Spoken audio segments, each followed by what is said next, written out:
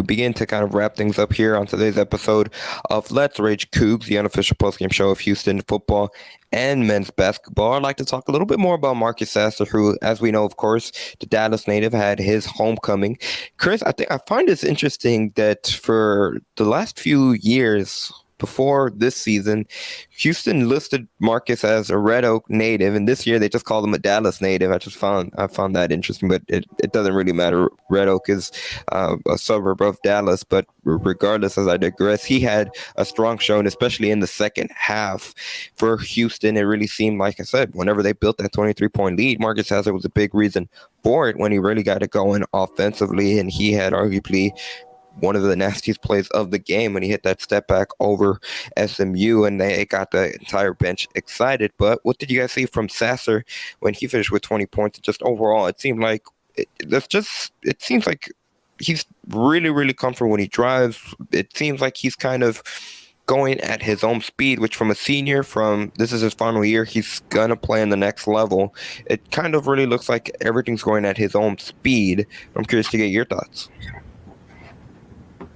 Yeah, I think he's seeing the floor really, really well. He's letting the game come to him. He's aware that he's the top priority of the defense. So I think he's reading defenses. He's not only using his God-given ability, but he's attacking the game mentally as well. He's becoming a more smarter basketball player, picking and choosing when to get his spots. And like I talked about with Marcus, he also has a great ability to have his pulse on the team and doing what they need in any given moments, whether it's driving, whether it's defending, whether it's making plays, whether it's making shots. And so very impressed with his constant developing, especially with his basketball IQ. I think he's gotten smarter and is getting smarter, and he's reading the defense, and he plays, like you said, Andy, at his own pace, and nobody can speed him up.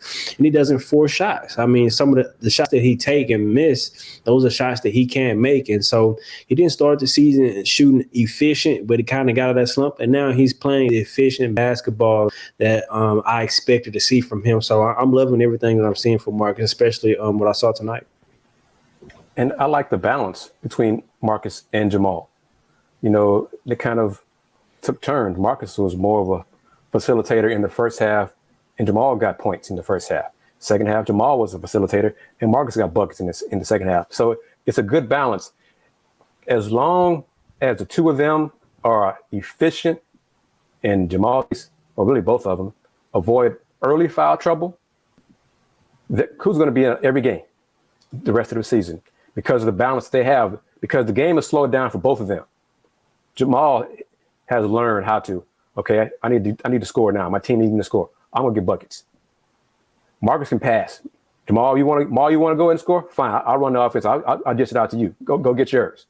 Second half, Marcus, it's time for you to get yours. All right, I'll do mine. You know, that balance between the two of them is great. I mean, you heard it in the broadcast. The announcers really consider, and a lot of people nationally really consider Marcus and Jamal one of the top backcourts in the entire country because of they can beat you offensively and defensively.